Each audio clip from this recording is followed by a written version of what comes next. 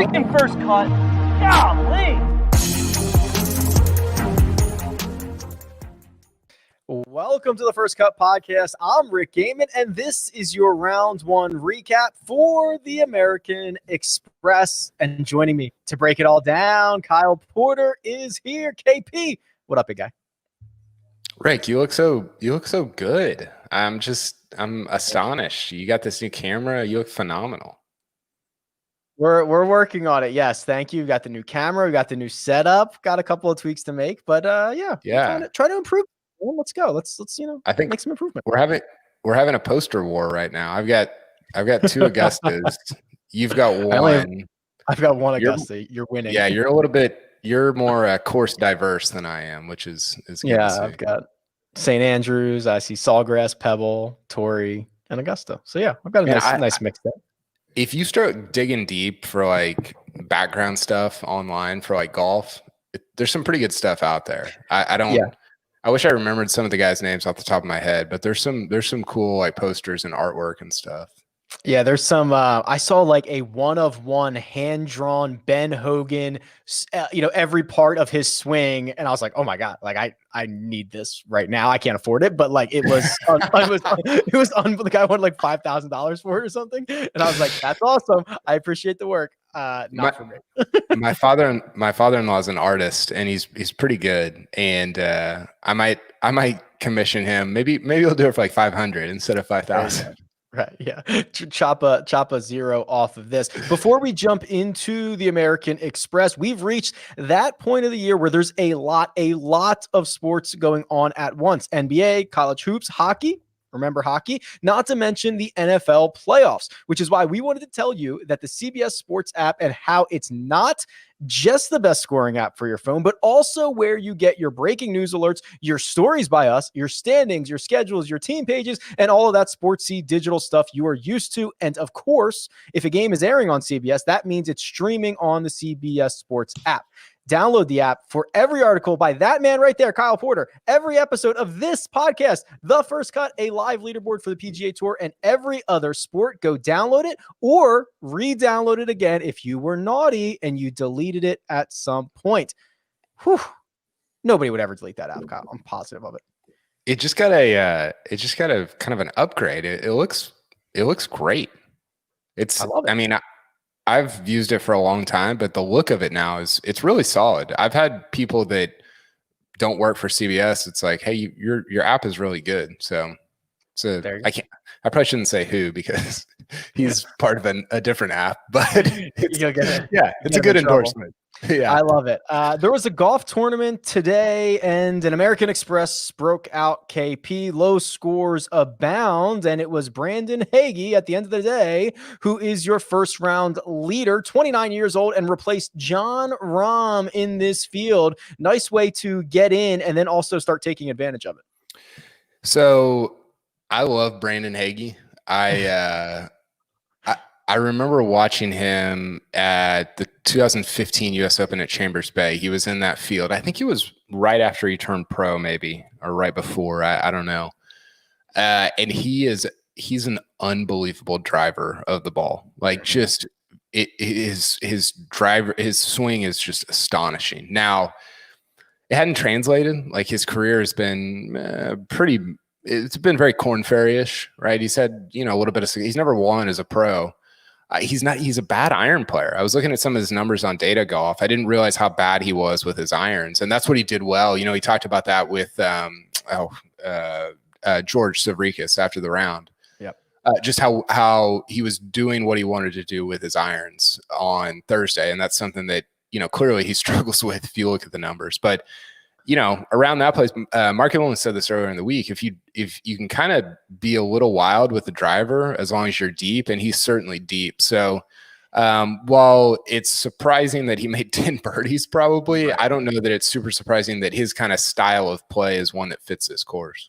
Yeah, he's certainly deep enough. I always love these guys who, they get in maybe late in the week, whether it's a Monday or a Tuesday, and they almost take it as an opportunity just to freewheel it, right? Like almost like I shouldn't have been in this field, or maybe I shouldn't have been in this field. And now I can go out and get a start under my belt. And we've seen that a couple of times over the years where guys will go on and if not win, they'll contend. And I think that might be what he's dealing with right now. I mean, the recent form leading into this event is not good. It's a lot of missed cuts. He finished 67th at the Safeway. But here he is getting an opportunity, and so far so good. Yeah, I think that's especially true and I don't know if he is struggling mentally, but if you're struggling mentally, it can just be like your talent, you just let your talent take over. I mean, this is what we've heard Jordan Spieth talk about, this of like just letting athleticism take over. And that's what, Hagee has a ton of talent in one skill specifically. So I think that might play into it. Do you know what his career earnings are, by the way? I was looking this up on, so it's the Yahoo page. So it's worldwide. It's not just PGA Tour. How old? So he's 29. How many years has he been a pro? I think 6. I would guess. Oh man, I'm so bad at this. 1.4. Ooh, it's 1.8. Great guess. I started at 2 and I was like, that seems like too much. Let me work myself down here. Okay, so 1.8 million is his career. Yeah, and his best finish on the PGA Tour was a T5 at the Canadian Open back in 2017. So, there's not a ton of staying power there. Right. But like you were kind of alluding to this, like we've seen guys even here, Andrew Landry's he's not a very good golfer, and he just goes lights out for 1 week. I mean, I was looking at Andrew Landry's data golf page from like the last 3 years, and there's like, or 2 years, I guess. There's like one outlier. It's like the American Express. Everything's negative. It shows all the rounds, and it's negative. And then it's like 4 positives just at the American Express. So maybe that's what will happen to Brandon Hagee this week as well. Yeah, I encourage you, if you're a kind of struggling, maybe average, below average PGA Tour golfer, take your 4 best rounds of the year and put them all in one event. That is some good advice for you, because it would come in super handy. Lock up the card, solidify the bank account a little bit. Just make sure they all come in the same week. That's how you do it, KP.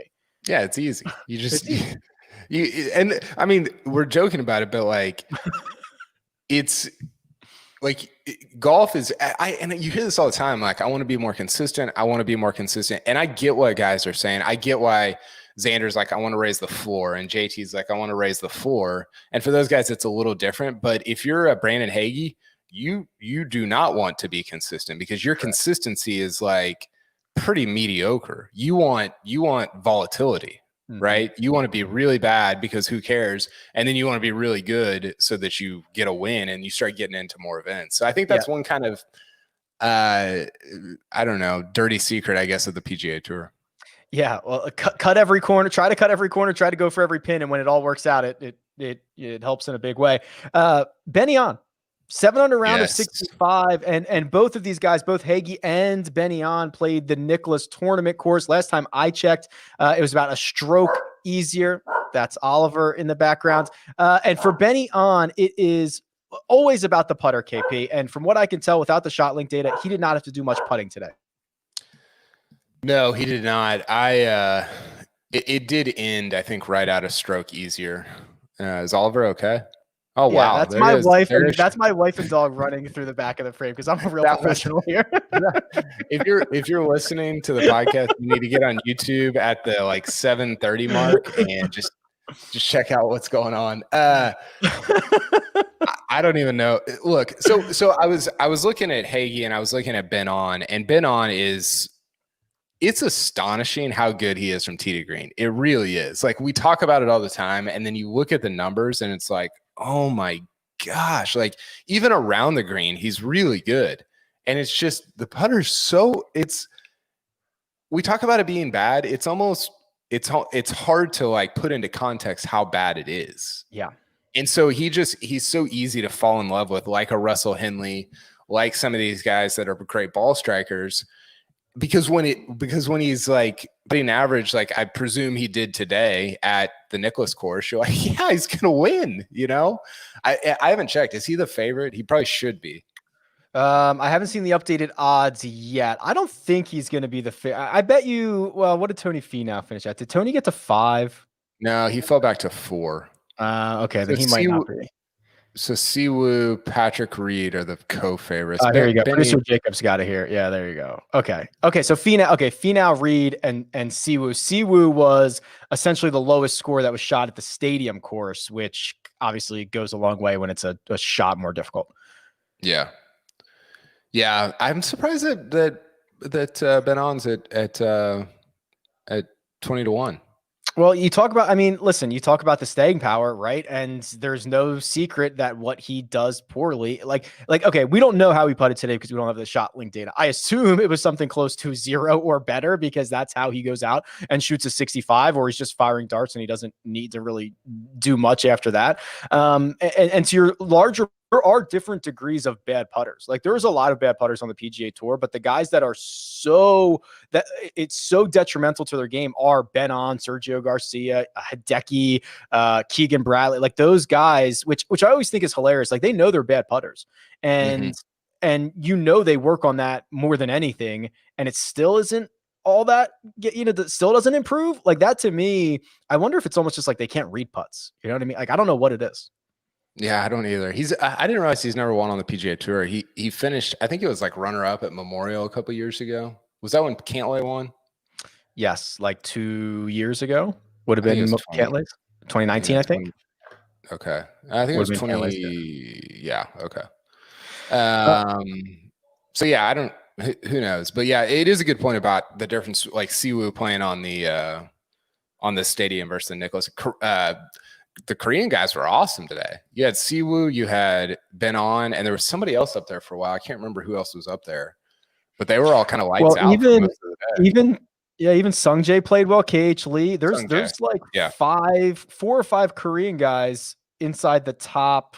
All tied for 15th or better. Yeah, they played really well, and there are basically four of the 14 best rounds were on the stadium course. So those guys got moving. The rest of them, the other 10, were from the Nicklaus course. So obviously they're going to switch tomorrow. And that's really when, it's one thing to say, okay, they shot a 64 today, they shot a 65 today. When they get through 36 and everybody's played one round at each, that's when I start to be like, okay, where are we at in this whole thing? Who's got the staying power? Who's ready to rock and roll?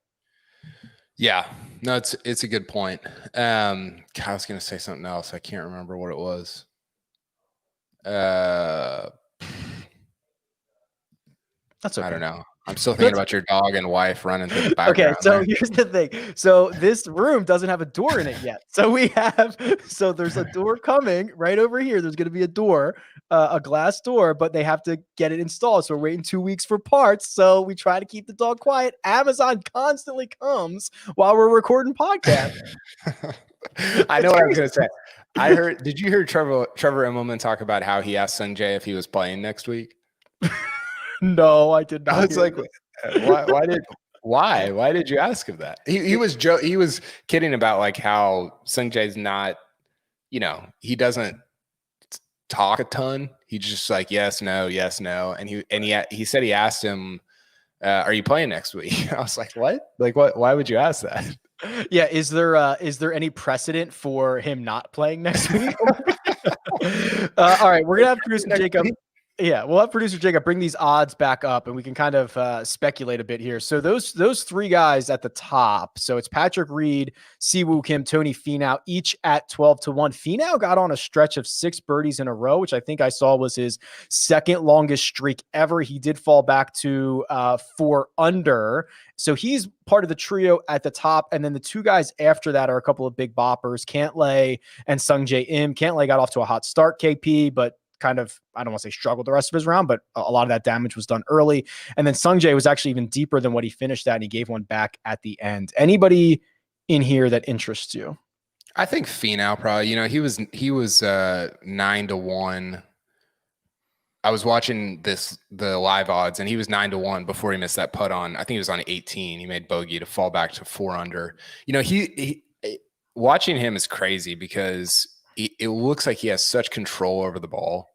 Like, and I think it's partly because the swing's so short. It's so short and so quick, and you're just like, it doesn't even look like, it looks like you're like flipping, you talk about hitting a flip wedge. He hits like flip drivers. I mean, it's insane. Like it's crazy to watch. And so I again, at a course that fits, the fit there is for the guys that are long, guys like Cameron Champ, who played terrible, guys like Hagee, and guys like Finau. So I would, and Siwoo was a good driver as well. Reed, by the way, who's one of the co-favorites, he was not very good. He led the field in putting, which kind of saved him, but he didn't hit the ball very well at all. He had a 7 on his card too. So I don't know. I like Finau. I think he had a 7 on a par 5 too, which is like, dude, yeah, come on, what are you doing? So it's always a bit hairy and scary when we're like, no, Finau's the guy to win this, no problem. He's gonna he's got this. But I will say this: so we've got half the field that played on the stadium course today. 4th in strokes gained tee to green is Tony Finau. He lost 0.3 of a stroke putting. Actually, Andrew Landry was 3rd. He gained 3.5 strokes from tee to green. He lost 2.5 putting. So yeah, I would agree that Finau's the guy, but it's Tony Finau. Well, you can get it now, get it to Sunday, and then you can hedge it, right? Yeah, that's a good point. Hedging becomes so difficult because there's especially in golf, because there's not a binary result, right? It's not like this team either wins and covers or it doesn't. Can I short him? Yeah, there you go. Short him, just like at the field. Yeah. The other guy that intrigues me is Max Homa. And, maybe I don't know. I like him, so maybe I'm biased, but it just seems like I was looking at his OWGR finish over the last 5 years or whatever, and every January 1, he's been better than the previous January 1. It seems like he's just getting progressive and kind of quietly getting progressively better. Now, does that mean he's going to win this tournament? No, probably not. But at 22-1, he played pretty decent on Thursday. I think I don't know. I think he's an interesting guy because I don't think he's the kind of plucky, like Twitter guy who I can't believe he won a PGA Tour event anymore. I think he's like just a pretty good player on the tour. I can't remember if it was right before the shutdown or right after the restart. I think it was before the shutdown. He was awesome. He was piling up top 15 finishes, 3, 4 in a row. Him and Joel Damon were just like piling them up at the time. And we're like, this is the natural progression for him. And he could never rekindle that after the restart. And you wonder if this 4, 5, 6 weeks off or whatever he took off, he was kind of able to get dialed in again. And hopefully he gets back to that form that we saw before the shutdown happened. Yeah, it was kind of Rory light. It was kind of the same thing that happened to Rory. He was T9 at Farmers, T6 at Waste Management, T14 at Pebble, T5 at Riviera. That's unbelievable. Yeah, he got all the way up to 71st in the world, which for him is I don't know if that's that's probably not the highest he's been, but it's up there. And then just a bunch of miscuts after the restart. But I don't know, 22-1, he's kind of interesting there. All right, we'll be back again Friday evening after 36 holes. We'll get a cut and we'll break it all down again, and we'll be back after every single round. That right there, that's Kyle Porter. You can follow him on Twitter at Kyle Porter CBS. You can follow me at Rick Run Good. This has been The First Cut, and we'll catch you next time.